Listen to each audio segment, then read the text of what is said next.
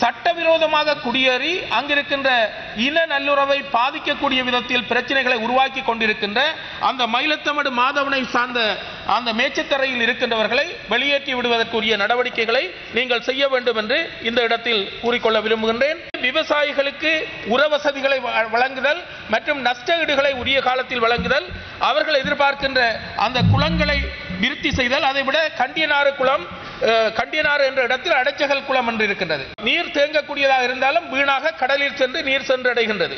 இந்த வெள்ளப்பெருக்கு ஏற்படுகின்ற போது அந்த பிரதேசம் முற்றாக நீரில் அமிழ்ந்து கிடக்கின்றது. எனவே இந்த நீரை சேகரித்து வைப்பதன் மூலமாக வீணாக கடலில் செல்லுகின்ற நீரை கொண்டு நாங்கள் நாட்டை அபிவிருத்தி செய்வதற்கும் விவசாய துறையை கட்டியெழுப்புவதற்கும் உரிய வாய்ப்பு அதிகமாக இருக்கின்றது.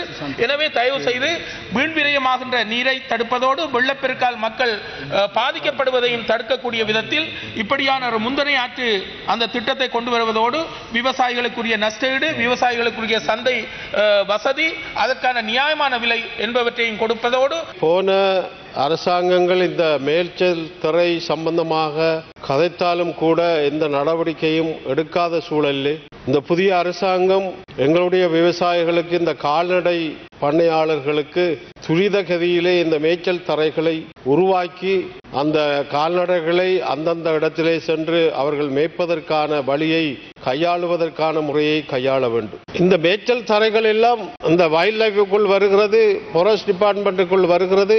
அவர்கள் விடுவிப்பதாக சொல்கிறார்கள். இட்டவரைக்கும் விடுவித்த வரலாறே இல்லை. போன அரசாங்கத்திலே ஒத்துக்கொண்டார்கள் விடுவிப்பதாக, ஆனால் அது நடைபெறவில்லை.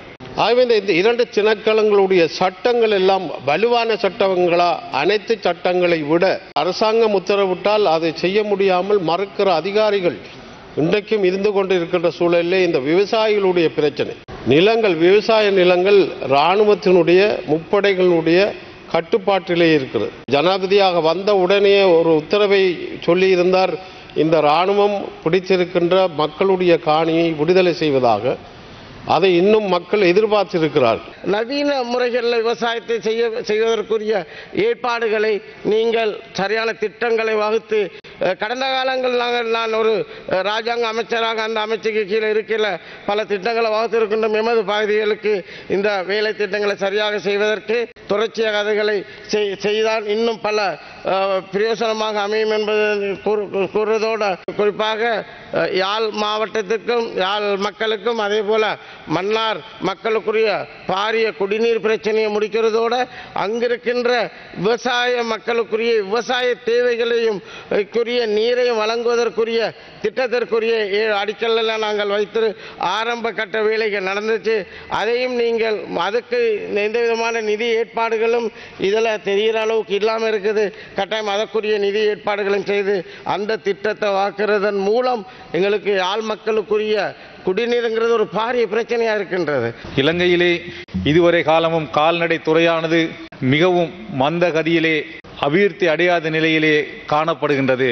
கடந்த காலங்களிலே கால்நடை உற்பத்தி சுகாதார திணைக்களத்திற்கு போதிய அளவு கால்நடை வைத்தியர்கள் இல்லாத காரணத்தினாலும் அலுவலகங்களிலே ஏனைய உத்தியோகத்தர்களின் பற்றாக்குறை காரணமாகவும் இந்த துறையானது மிகவும் ஒரு வீழ்ச்சியுற்ற நிலையிலே காணப்பட்டது.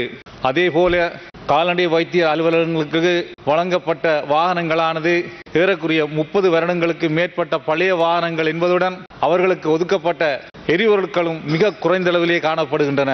இந்த கால்நடை வைத்தியர்களுடைய சேவையானது வைத்தியத்துறை மற்றும் கால்நடை வைத்தியத்துறை மட்டுமல்லாமல் கால்நடை வைத்தியர்கள் அலுவலகங்களிலே நிர்வாகங்களையும் அவர்கள் மேற்கொள்கின்றனர். அதிகாரிகளுக்கு போதிய அளவு கொடுப்பனவுகளோ அல்லது மேலதிக கொடுப்பனவுகளோ எதுவும் இதுவரை காலமும் வழங்கப்படவில்லை. ஆனால் எமது அரசாங்கத்திலே இதனை வழங்குவதற்கு நாங்கள் ஆலோசனை செய்து கொண்டிருக்கின்றோம் என்பதை இந்த உயரிய சபையிலே தெரிவித்துக் கொள்ள விரும்புகின்றேன்.